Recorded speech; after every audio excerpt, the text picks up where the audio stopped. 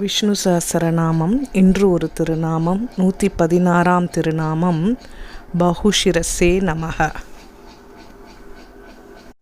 கர்நாடகத்துக்கு ராமானுஜர் எழுந்தருளிய காலத்தில் அங்கே வாழ்ந்த அருகதராஜன் என்ற வித்வான் ராமானுஜரின் பெருமைகளை பற்றி கேள்விப்பட்டார். எளிய மக்களுக்கும் வேதத்தின் கருத்துக்களை சரியான முறையில் கொண்டு சேர்த்து அனைவரின் ஆதரவும் பெற்று ராமானுஜர் விளங்குவதைக் கண்டு அருகதராஜன் பொறாமை கொண்டார். ராமானுஜரை வாதத்துக்கு அழைத்து அவரை வெல்ல வேண்டும் என திட்டமிட்டார். அருகதராஜனின் சீடன் ஒருவன், குருவே, இந்த ராமானுஜர் வெறும் சமூக சேவகர்தான். அவருக்கு வடமொழி இலக்கணமோ நியாயசாஸ்திரமோ தர்க்கமோ தெரியாது.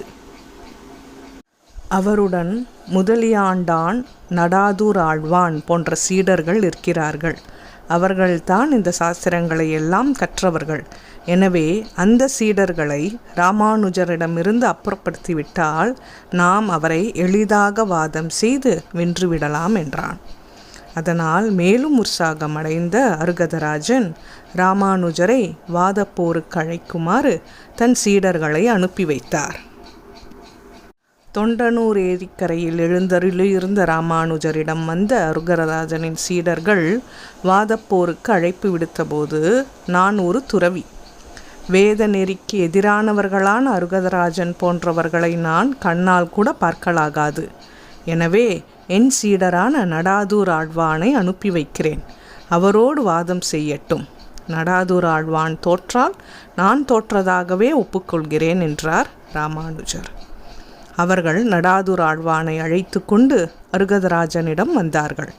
அருகதராஜன், ராமானுஜருக்கு வாதம் செய்ய தெரியாது என என் சீடன் சொன்னது சரிதான் போலும். அதனால்தான் நேராக வாதம் செய்ய வராமல் சீடரை அனுப்புகிறார் என்றார்.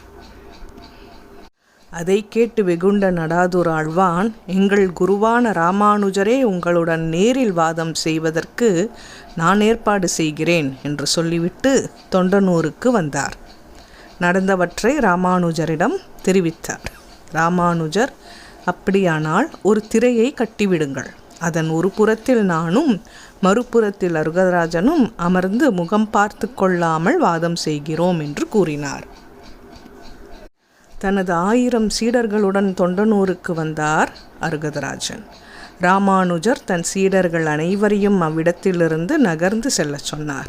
தாம் மட்டும் திரையின் ஒரு புறம் அமர்ந்தார். மற்றொரு புறத்தில் 1000 சீடர்களோடு அருகதராஜன் அமர்ந்தார். நீங்கள் 1000 பேரும் என்னுடன் வாதம் செய்யலாம், நான் தயார் என்றார் ராமானுஜர். அருகதராஜனும் அவரது 1000 சீடர்களும் கணைகளைப் போல தொடுத்த கேள்விகளுக்கெல்லாம் சரியாக பதிலளித்தார் ராமானுஜர். அதே நேரம் ராமானுஜர் முன்வைத்த எந்த வாதத்துக்கும் அருகதராஜனாலோ அவரது 1000 சீடர்களாலோ சரியான பதிலை அளிக்க முடியவில்லை. ஒரே நேரத்தில் எப்படி இத்தனை பேருடன் இவர் வாதம் செய்கிறார் என அறிய விரும்பிய அருகதராஜனின் சீடன் ஒருவன் திரைக்கு அந்தப்புறம் எட்டி பார்த்தால் அங்கே ராமானுஜர் இல்லை. 1000 தலைகளுடன் ஆதிசேஷன் அமர்ந்து வாதம் செய்து கொண்டிருந்தார். திடுக்கிட்டு போய் மயங்கி விழுந்தான். ராமானுஜர் முன்வைத்த வாதங்களை கேட்ட அருகதராஜன் அவரது பாண்டித்தியத்தை உணர்ந்து கொண்டார். சுவாமி, நீங்கள் முன்வைத்த வாதங்கள் அனைத்தும் சரியானவையே. நீங்கள் சாதாரண மக்களிடம் பேராதரவு பெற்றிருந்ததால் உங்களுக்கு தர்க்க நியாய சாஸ்திரங்கள் தெரியாது என கருதினேன். ஆனால் உங்களைப் போன்ற வேதாந்தி எவரும் இல்லை என இப்போது உணர்ந்தேன். என்னை மன்னித்து உங்கள் சீடனாக ஏற்றுக்கொள்ளுங்கள் என்று பிரார்த்தித்தார். மயக்கம் தெளிந்த அருகதராஜனின் சீடன் ராமானுஜரிடம், சுவாமி, நீங்கள் 1000 தலைகளோடு ஆதிசேஷனாக அல்லவா மறந்திருந்தீர்கள் என்று கேட்டான். அப்படியா?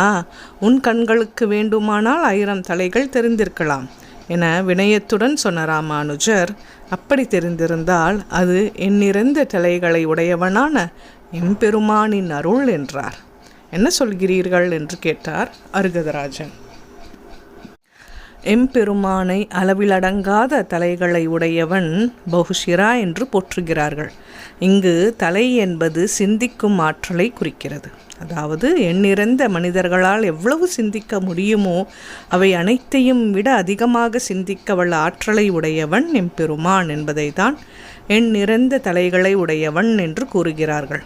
அப்பேற்பட்ட எம்பெருமான் 1000 பேருடன் வாதம் செய்யக்கூடிய சிந்தனையையும் ஆற்றலையும் அடியேனுக்கு வழங்கியதால் 1000 தலைகள் கொண்ட ஆதிசேஷன் போல நான் தெரிந்திருக்கிறேன் போலும் என்றார். ராமானுஜர் ஆதிசேஷனின் அவதாரம் என்பது நாம் அனைவரும் அறிந்த ஒன்றே என்றாலும் அவர் பணிவுடன் இவ்வாறு விடையளித்தார்.